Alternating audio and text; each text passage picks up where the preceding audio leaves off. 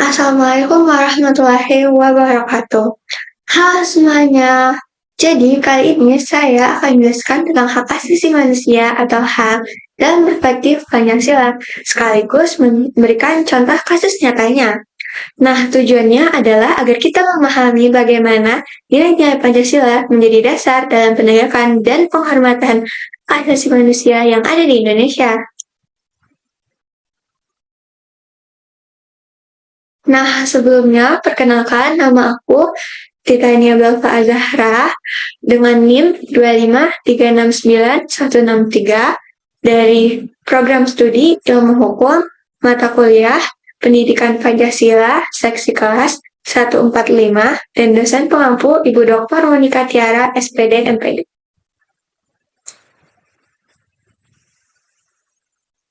Nah, yang pertama itu adalah latar belakang. Hak asasi manusia atau HAM adalah hak dasar yang melekat pada setiap individu sejak kita lahir, tanpa membedakan suku, agama, ras, dan juga gender. Nah, apa saja sih contoh HAM? Nah, HAM itu ada hak untuk rasa aman, hak mendapat keadilan, hak berpendapat, dan hak mendapatkan pendidikan. Nah, di Indonesia sendiri, HAM ini tidak dapat dipisahkan dengan nilai-nilai luhur Pancasila sebagai dasar negara sekaligus ideologi bangsa. Namun, dalam praktik nyatanya, masih banyak sih terjadinya pelanggaran HAM, baik itu di ranah sosial, politik, maupun pendidikan. Pengertian HAM menurut hukum. HAM adalah hak dasar yang dimiliki setiap manusia sejak lahir dan tidak dapat dicabut oleh pihak manapun. Nah, HAM ini diatur oleh Undang-Undang Dasar 1945 pasal 28A sampai 28J yang menjamin hak hidup, rasa aman, dan kebebasan berpendapat. Kemudian ada UU nomor 39 tahun 1999 yang menjelaskan hak warga dan tanggung jawab warga negara. Nah, artinya HAM ini tidak hanya menuntut kebebasan saja, tapi kewajiban untuk menghormati hak orang lain. Pancasila sebagai landasan HAM. Pancasila adalah dasar moral dan etika dari pelaksanaan hak asasi manusia. Sila-sila Pancasila yang mengandung nilai kemanusiaan dan keadilan itu menurut saya ada 3. Nah, yang pertama itu ada sila kedua, keempat, dan kelima. Contohnya, sila kedua itu kan kemanusiaan yang adil dan beradab. Nah, nilai yang terkandungnya itu adalah untuk menghargai martabat manusia. Terus ada sila keempat, di mana kerakyatan yang dipimpin oleh hikmat kebijaksanaan dalam permusyawaratan perwakilan. Nah, nilai yang dikandungnya itu adalah kebebasan berpendapat. Terus, yang kelima ada keadilan sosial bagi seluruh rakyat Indonesia. Nilai yang terkandung di dalamnya adalah nilai-nilai keadilan sosial untuk masyarakat Indonesia. Nah, apa saja sih nilai praktis hak asasi manusia dalam kehidupan sehari-hari atau contoh nyata dari hak asasi manusia dalam kehidupan kita? Nah, sebenarnya tuh ada banyak contoh hak asasi dalam kehidupan sehari-hari yang dapat kita ambil. Tapi pada kesempatan kali ini, saya hanya mengambil 4 saja, yaitu adalah menghormati hak orang lain. Menghormati hak orang lain ini juga merupakan salah satu bagian dari hak asasi manusia. Yang kedua adalah menolak kekerasan dan intoleransi, di mana setiap orang berhak mendapatkan rasa aman tanpa diskriminasi. Yang kemudian ada menyelesaikan konflik lewat musyawarah. Setiap orang berhak menyuarakan pendapatnya. Dan yang terakhir adalah menggunakan kebebasan dan tanggung jawab. Meskipun setiap individu memiliki HAM atau hak asasi manusia yang merupakan hak dasar sejak kita lahir, kita tidak boleh semena-mena.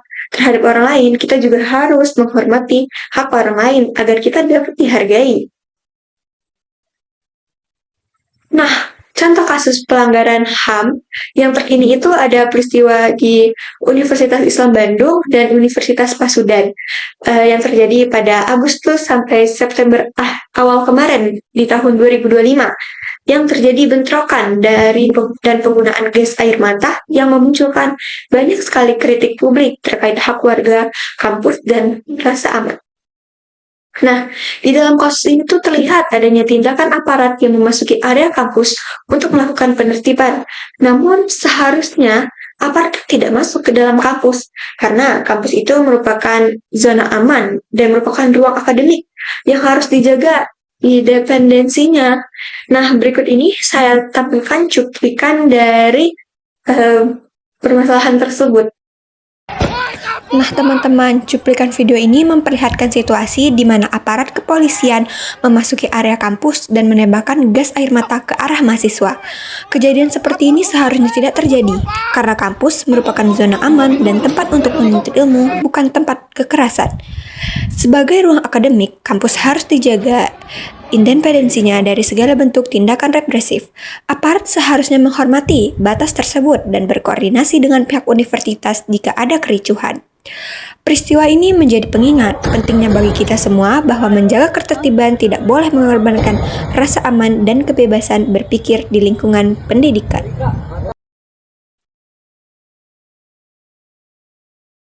Nah, dari video tersebut, nilai HAM apa aja sih yang terganggu? Nah, menurut saya ada 3 nilai HAM yang terganggu. Yang pertama itu ada hak berpendapat.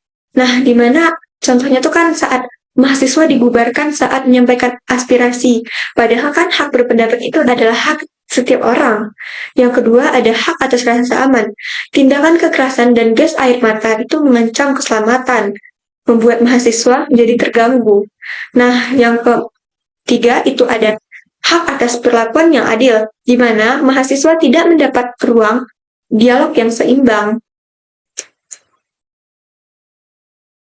Kemudian ada analisis perspektif Pancasila. Jadi dari kasus tersebut ada 3 sila yang berkaitan, yaitu yang pertama kan kemanusiaan yang adil dan beradab, di mana terjadi kekerasan terhadap mahasiswa dan sangat tidak sesuai dengan nilai-nilai kemanusiaan. Yang kedua itu ada kerakyatan yang dipimpin oleh hikmat kebijaksanaan, di mana faksi mahasiswa yang harusnya direspon dengan dialog, bukan dengan represi. Yang ketiga itu ada keadilan sosial bagi seluruh rakyat, di mana semua pihak harus mendapat perlakuan yang adil dan seimbang. Sebagaimana dijelaskan dari pasal 28A sampai 28J UUD 1945. Nah, tantangan penegakan HAM. Nah, yaitu adalah masih lemahnya penegakan hukum. Hukum masih tidak adil di Indonesia ini. Terus rendahnya kesadaran pengetahuan masyarakat tentang hak asasi manusia. Terus kurangnya komunikasi antar warga dan aparat sehingga terjadi bentrokan. Terus ada minimnya keteladanan pemimpin sehingga terjadilah bentrokan. Nah, solusi dan peran warga negara dalam melakukan tindakan agar mencegah HAM. Nah, itu tuh yang pertama menurut saya, HAM itu harus diedukasi sejak dini agar masyarakat tahu apa saja sih jenis-jenis HAM dan pelanggaran dari HAM. Terus yang kedua adalah meningkatkan transparansi lembaga pemerintah dan kampus. Terus yang ketiga memperkuat peran Komnas HAM. Dan yang keempat adalah mahasiswa harus menyampaikan aspirasinya dengan damai dan beretika. Nah, kesimpulan dari materi kali ini, hak asasi manusia dan Pancasila memiliki kaitan yang erat. Pancasila menjadi dasar moral dalam menghormati hak setiap warga negara. Kasus Unisba dan Unpas menunjukkan pentingnya penegakan keadilan dan nilai-nilai kemanusiaan serta musyawarah agar hak asasi manusia benar-benar terwujud di Indonesia. Baik, sekian penjelasan dari saya. Assalamualaikum warahmatullahi wabarakatuh. Sampai jumpa.